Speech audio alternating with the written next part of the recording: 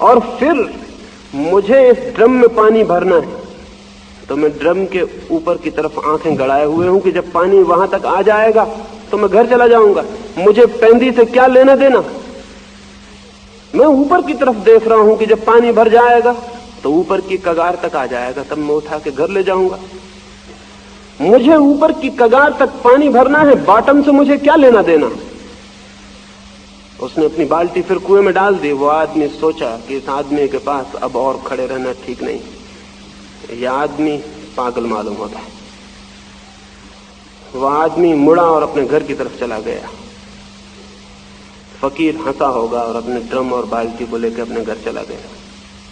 घर पहुंच के उस आदमी ने सोचा कि अरे, उसने मुझसे कहा था कि अगर लौटते में भी मेरे साथ रहे तो शायद मैं रास्ता बताऊं, मैं तो बीच में ही वापस आ गया हूं।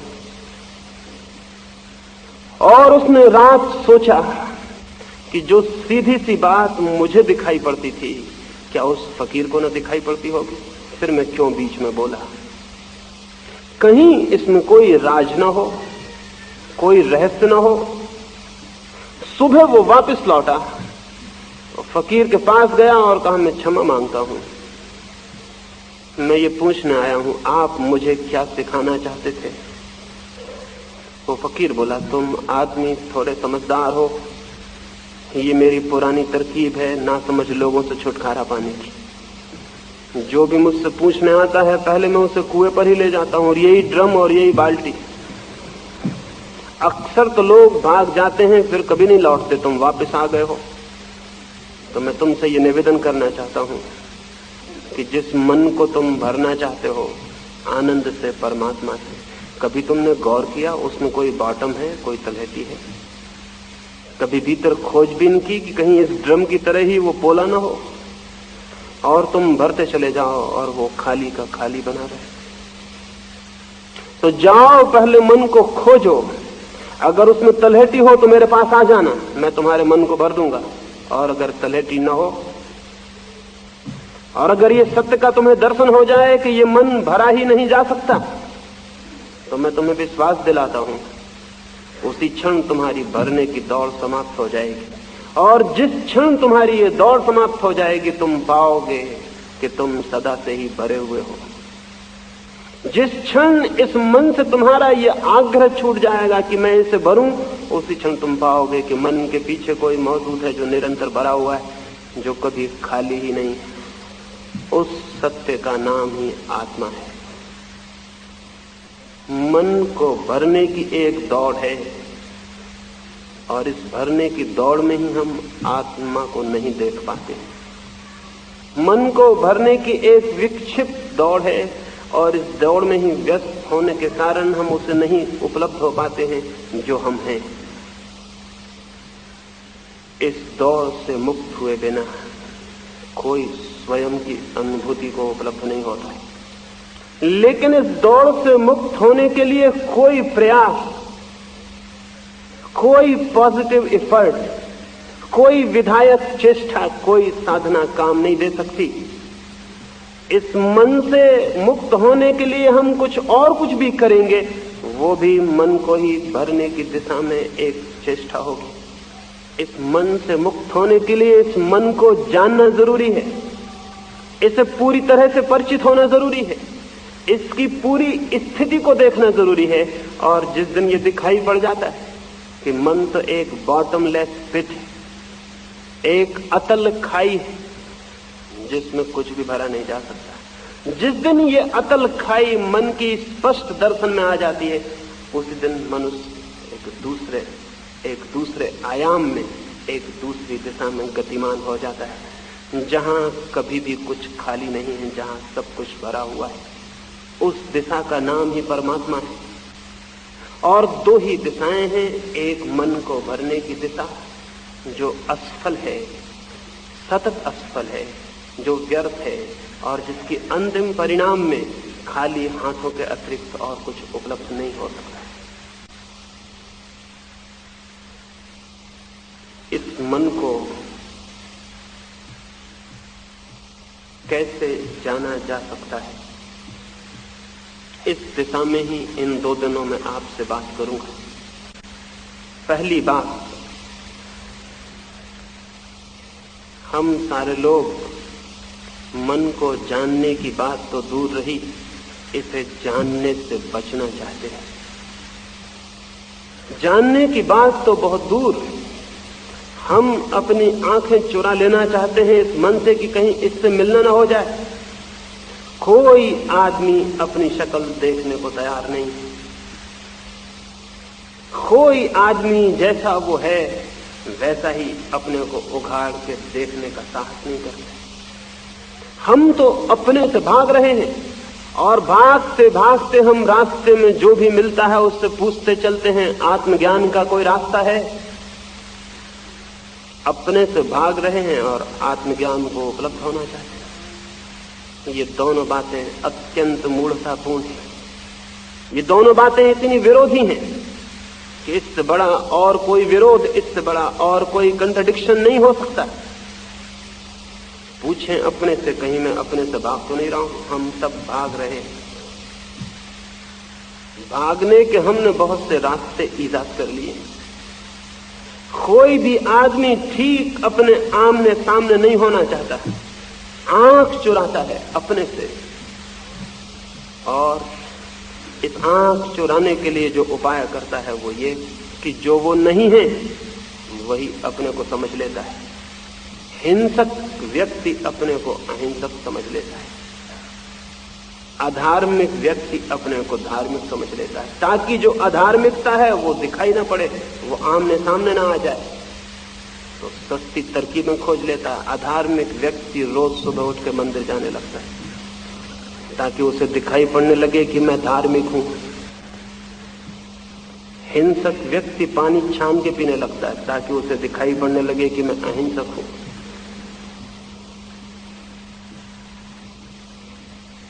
कामुकता से भरा हुआ व्यक्ति ब्रह्मचर्य के व्रत ले लेता है ताकि उसे दिखाई पड़ने लगे कि मैं काम और सेक्स से मुक्त हूं। हम जो हैं उससे विरोधी वस्त्र अपने ऊपर ओढ़ लेते हैं। हम जो हैं उससे ठीक उल्टी शक्ल, उससे ठीक उल्टे मुखौटे, उससे ठीक उल्टे वस्त्र हम अपने ऊपर ढांक लेते हैं ताकि दिखाई ना पड़े, ताकि दूसरों की आंखों में तो हम छिप ही जाएं, अपनी आंखों में भी छिप जाएं। एक धोखा चल रहा है, दूसरे के साथ नहीं, अपने साथ। दूसरों के धोखे हमें दिखाई पड़ जाते हैं, लेकिन खुद जो हम अपने को धोखा दे रहे हैं वो दिखाई नहीं पड़ता। मैंने सुना है एक स्कूल में सुबह ही सुबह इस स्कूल का इंस्पेक्टर निरीक्षण करने को आ गया था। वो पहली ही कक्षा में जो उसके सामने पड़ी उसके भीतर गया और उसने जाके तख्ते पर एक सवाल लिखा और विद्यार्थियों से कहा कि तुम में से जो भी 3 विद्यार्थी इस कक्षा में सर्वाधिक कुशल हों वे खड़े हो जाएं और एक के बाद एक आके सवाल को हल करें। आकस्मिक निरीक्षण करने वो स्कूल में आया था। एक विद्यार्थी उठा जो कक्षा में प्रथम था, उसने आके बोर्ड पर सवाल किया, ठीक सवाल किया था, लौट के अपनी जगह जाके बैठ गया। दूसरा विद्यार्थी उठा जो कक्षा में द्वितीय था, उसने भी आके सवाल किया और अपनी जगह जाके बैठ गया। फिर तीसरा विद्यार्थी उठा, लेकिन तीसरा थोड़ा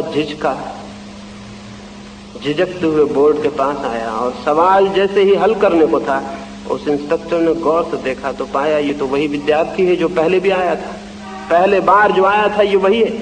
उसने उसका हाथ पकड़ा और कहा तुम मुझे धोखा दे रहे हो, तुम तो पहली दफा आके सवाल हल कर चुके हो, तीसरा विद्यार्थी कहाँ है?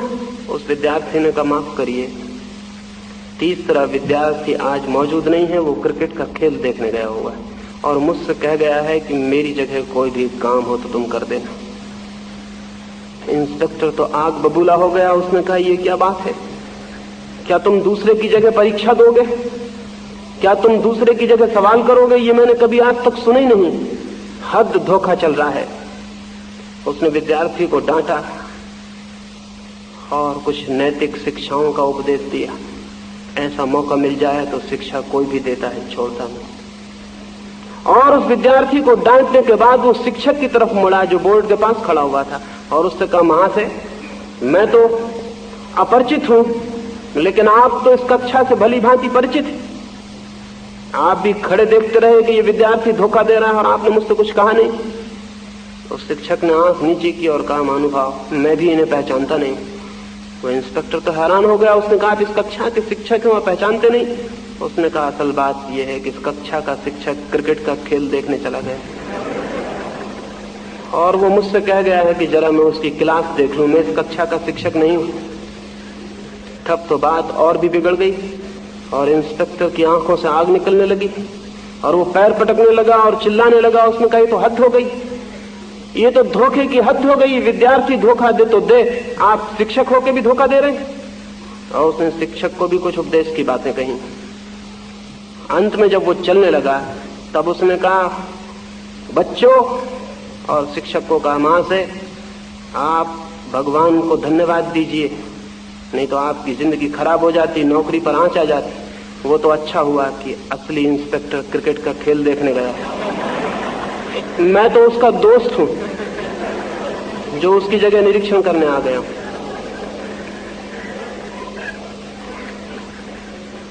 ये हमें हंसने जैसी बात मालूम होती, लेकिन जिंदगी ने ऐसे ही रास्ते पकड़ लिए हैं जहां सब धोखा हो गया,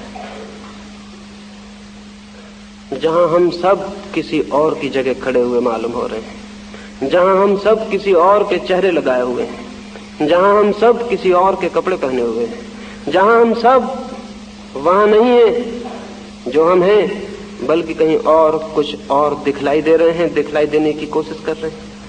और इस सारे धोखे में किसी और का नुकसान होता हो या न होता हो, एक बात निश्चित हो जाती है, स्वयं से परिचित होने के सारे रास्ते बंद हो जाते हैं। क्योंकि इस निरंतर धोखाधड़ी में हम ये भूल ही जाते हैं कि हम कौन हैं, वस्तुतः हम कौन हैं। अपने को पहचानने के लिए जो झूठे वस्त्र हमने पहन रखे हैं और झूठी शक्लें बना रखी हैं, उन शक्लों को और वस्त्रों को उतार देना अत्यंत आवश्यक है। इसे ही मैं तपश्चर्या कहता हूं। जो अभिनय हमने ओढ़ रखे हैं उनको अलग कर देना ही तपश्चर्या है। वस्त्र छोड़ के नग्न खड़ा हो जाना बहुत आसान है, लेकिन मन पर और व्यक्तित्व के जो हमने वस्त्र ओढ़ रखे हैं उनको छोड़ के नग्न होना बहुत कठिन है। वही कठिनाई है मनुष्य के आत्मज्ञान के मार्ग पर, वही कठिनाई है उसके चित्त के पूरे उद्घाटन में। सोचें और हम देखें कि हम जो दूसरों को दिखला रहे हैं कि हम हैं, वो हम हैं। हमने जो नाटक खेल रखा है जीवन में, हमने जीवन को तो एक मंच बना रखा है जहां हम दूसरों का अभिनय कर रहे हैं, और धीरे धीरे ये भूल गए हैं कि ये अभिनय था। आदमी भूल जाता है धीरे धीरे। बर्टन रसल ने एक संस्मरण लिखा है, और लिखा है, एक दिन सुबह में अपने द्वार के बाहर बैठा हुआ था और एक आदमी आया और उसने कहा, महाशय, आप बड़ी कठिन किताबें लिखते हैं। खैर, आपकी ज्यादा किताबें तो मैंने पढ़ी नहीं, लेकिन एक किताब मैंने पढ़ी जिसमें मुझे कुछ भी समझ में नहीं आया। एक वाक्य भर मेरी समझ में आया और वो वाक्य एकदम गलत है। जो समझ में आया है वो एकदम गलत है, झूठ है वो बात। बर्टन रसल ने कहा, कौन सा वो वाक्य है जो आपकी समझ में आया और क्या भूल है उसमें? उस आदमी ने कहा, आपने लिखा है सीजर इज डेड, सीजर मर चुका है। यही मेरी समझ में आया और ये बिल्कुल झूठ, ये बात अफवाह है। बर्टन रसल तो हैरान हो गए, सीजर को मरे तो सैकड़ों वर्ष हो चुके। उन्होंने पूछा कि आपके पास क्या प्रमाण है कि ये बात गलत है? तो उस आदमी ने कहा, मैं खुद सीजर हूं। बर्टन रसल ने उस आदमी से और बातचीत करनी उचित न समझी। उसे नमस्कार किया और कहा, माफ करिए, नए संस्करण में मैं सुधार कर लूंगा। वो आदमी प्रसन्न होकर चला गया। पीछे पता चला कि वो एक नाटक में सीजर का काम किया था और तब से दिमाग उसका खराब हो गया, वो अपने को सीजर ही समझने लगा। और ठीक ही वो बर्टन रसल को सुझाव देने आया था कि अपनी भूल सुधार लो, सीजर अभी जिंदा है। ये आदमी पागल मालूम होता है। हम लोग किस भांति के लोग हैं। लेकिन एक पति अपनी पत्नी के सामने प्रेम का अभिनय करता है कि मैं तुम्हें प्रेम करता हूं, और धीरे धीरे भूल जाता है कि यह अभिनय था। एक बेटा अपने बाप के सामने आदर का अभिनय करता है कि मैं तुम्हें आदर करता हूं, और धीरे धीरे भूल जाता है कि यह अभिनय था। एक मित्र के सामने अभिनय करता है कि मैं प्राण दे दूंगा तुम्हारे लिए, और भूल जाता है कि यह अच्छी बातचीत थी, कविता थी, ये जिंदगी नहीं थी, ये सच्चाई नहीं थी। और इस बात को याद रख लेता है कि मैं उन मित्रों में से हूं जो जान दे देगा। लेकिन न तो हमारा प्रेम सच्चा है, न हमारी मित्रता सच्ची, न हमारा आदर सच्चा है। अगर हमारा प्रेम सच्चा होता, हमारी मित्रता सच्ची होती, हमारा आदर सच्चा होता, तो ये सड़ी गली और कुरूप दुनिया हम पैदा करते जो हमने पैदा की। हर पति अपनी पत्नी को प्रेम कर रहा है, हर बाप अपने बेटे को प्रेम कर रहा है, हर माँ अपने बच्चों को प्रेम कर रही, तो सारी दुनिया में इतना प्रेम है और इतनी रद्दी दुनिया पैदा हुई। इतने प्रेम से इतनी रद्दी दुनिया पैदा हो सकती थी, इतनी कुरूप, इतनी घृणित ये दुनिया हमारे सब, अगर प्रेम सच्चा होता तो उससे पैदा हो सकती थी। 3000 वर्षों में 15,000 युद्ध हमने लड़े। 3000 वर्षों में 15,000 युद्ध हमें लड़ने पड़ते। 3000 वर्षों में 15,000 युद्ध किस बात की खबर देते हैं? हमारे भीतर प्रेम है या कि घृणा? हमारे भीतर आदर है या कि अपमान? हमारे भीतर मित्रता है या शत्रुता है? अगर कोई भी आदमी आंख खोल के इस दुनिया को देखेगा तो उसे ये शक पैदा हो जाना स्वाभाविक है कि प्रेम की बातें अभिनय होंगी, मित्रता की बातें कविताएं होंगी। अगर वे सच्चाइयां होती तो जिंदगी और होनी चाहिए थी, जैसी वो बिल्कुल नहीं है। कौन इस दुनिया को बना रहा है? हम सारे लोग इस दुनिया को बना रहे हैं। कौन इस समाज का घटक है? हम सारे लोग, और हम सारे लोग तो बहुत प्रेम से भरे हुए लोग। तो फिर इस दुनिया में ये अप्रेम और घृणा और हिंसा कहां से आ जाती? हमारे अतिरिक्त कोई और रास्ता भी है इसके आ जाने का? निश्चित ही असलियत कुछ और होगी, अभिनय हमारा कुछ और है। बड़े व्यापक पैमाने पर दुनिया में जो प्रकट होता है वो हमारी असलियत है, और अपने अपने घर में बैठ के हम जो बातें करते हैं वो अभिनय है। जिसे हम कहते हैं कि मुझे तुमसे प्रेम है, क्या उस सच में हमें प्रेम है? क्या हमने कभी भी उसका मंगल और कल्याण चाहा है? क्या उस प्रेम में भी हमारी ईर्ष्या और घृणा सम्मिलित नहीं है? क्या जिसे हम प्रेम करते हैं उसकी गर्दन पर भी हमने फंदे नहीं डाल दिए हैं? क्या उसको भी हमने घर की दीवालों में बंद नहीं कर दिया है? क्या हमने उसके ऊपर भी शिक्षे और ताले नहीं जड़ दिए? जिसको हमने प्रेम किया है, क्या उसको भी हमने अपना पोजीशन, अपनी संपत्ति नहीं बना लिया है? क्या कोई व्यक्ति प्रेम करता है और प्रेम को संपत्ति बना सकता है? क्या कोई प्रेम करता है और प्रेम करके किसी का मालिक बन सकता है? क्या कोई प्रेम करता है और किसी के लिए बंधन खड़े कर सकता है? क्या कोई प्रेम करता है और ईर्ष्या से भी भरा हुआ हो सकता है? प्रेम के लिए ये सब असंभव है।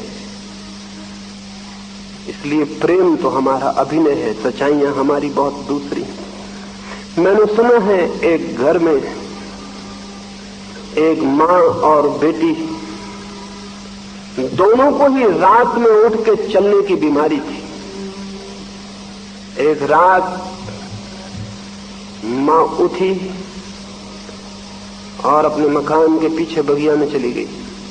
आधी रात होगी, उसके पीछे ही उसकी लड़की भी उठी और बगिया में चली गई।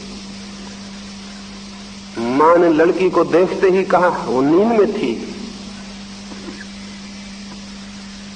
लड़की को देखते ही उसका चित्त क्रोध और ईर्ष्या से भर गया और उसने कहा, इस दुष्ट के कारण ही मेरा सारा यौवन नष्ट हो गया, इसी ने मेरी सारी जवानी छीन ली, मन होता है इसकी गर्दन दबा दूं। और उस लड़की ने उस बूढ़ी को देखते ही कहा, वो भी नींद में थी,